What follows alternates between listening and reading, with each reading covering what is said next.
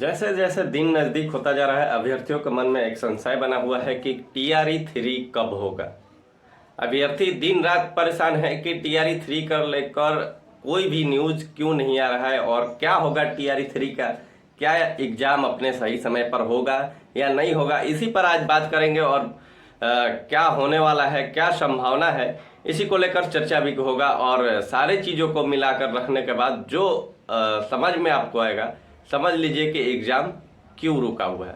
तो आदाब, प्रणाम, सत श्री अकाल, नमस्कार। मेरा नाम है आलोक और आप देख रहे हैं मेरे चैनल को जिसका नाम है आपकी बात आलोक के साथ। टीआरई 3 पे जो मेन ग्रहण है वो गुंजन जी का केस और 9574 जो कि सुप्रीम कोर्ट लगा हुआ है, इन दोनों केसों का असर है। जिसमें एक केस जो है सप्लीमेंट्री के लिए है, जो गुंजन जी के द्वारा या उनकी टीम के द्वारा हाई कोर्ट पटना में किया गया है।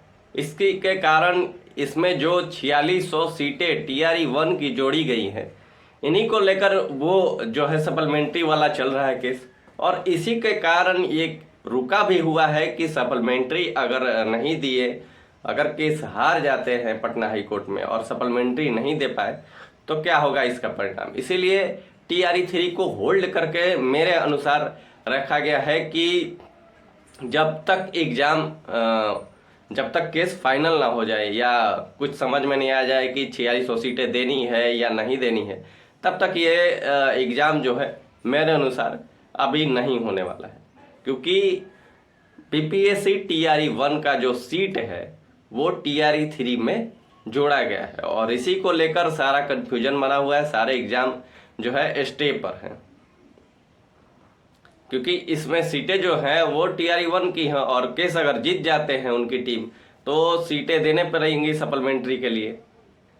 तो इसी के कारण ये एग्ज़ाम रुका हुआ है। जो लोग सोच रहे हैं कि एग्ज़ाम क्यों रुका हुआ है, तो इसी के कारण रुका हुआ है। मेन कारण एक ये भी है। इसके अलावा जो है टेट को लेकर 9574, तो टेट को लेकर भी रोका हुआ है कि शायद एग्ज़ाम ले ले, उसके बाद पता चले कि सीटेट इनवैलिड है या कुछ भी बाद में पता चले। इससे बढ़िया है कि एग्ज़ाम जब तक स्टे रहता है, कुछ सुनवाई में निकल कर आता है या फिर जज से कुछ ऑर्डर लेके आएंगे कि भाई हाँ एग्ज़ाम होने दीजिए, एग्ज़ाम के बाद जो भी फैसला होगा हम मानने को तैयार हैं। तो इस तरह का जो ऑर्डर होगा उसके बाद ही ये मामला ठंडा होगा।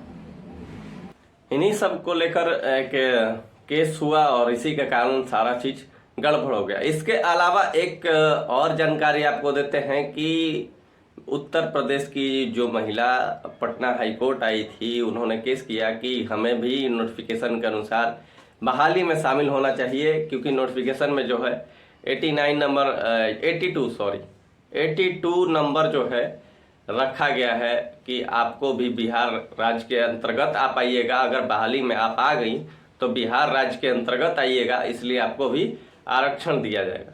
इसको चैलेंज करने के लिए फिर से जो है पटना हाई कोर्ट से केस उठाकर अब सुप्रीम कोर्ट जा रहा है। और इस बार नोटिफिकेशन और सामान्य प्रशासन विभाग का लेटर को मिलाकर वो चाहती है कि नोटिफिकेशन में अगर गलती हुआ है तो अब ये नोटिफिकेशन रद्द हो और एग्ज़ाम फिर से लिया जाए। इसको लेकर भी एक जल्द केस लगने वाला है सुप्रीम कोर्ट में। ये उत्तर प्रदेश की जो महिलाएं हैं, यानी जिनको 82 से 89 के अंदर जिनका नंबर है, उनके द्वारा ये केस किया जा रहा है। उन्हें भर्ती से बाहर निकाला गया है। इसी को लेकर वो चैलेंज करेंगी और बताएंगे कि सामान्य प्रशासन विभाग का लेटर कुछ और कहता है और शिक्षा विभाग का लेटर कुछ और कहता है। तो इसी को लेकर वो चैलेंज करने वाली हैं। और इस केस में क्या होता है, कैसे होता है, अभी ड्राफ्टिंग भी नहीं हुआ है, बस उनके टीम के द्वारा अनाउंस किया गया है और उसी के आधार पर आपको जानकारी दे रहे हैं। तब तक के लिए दीजिए इजाज़त। आदाब, प्रणाम, सत श्री अकाल।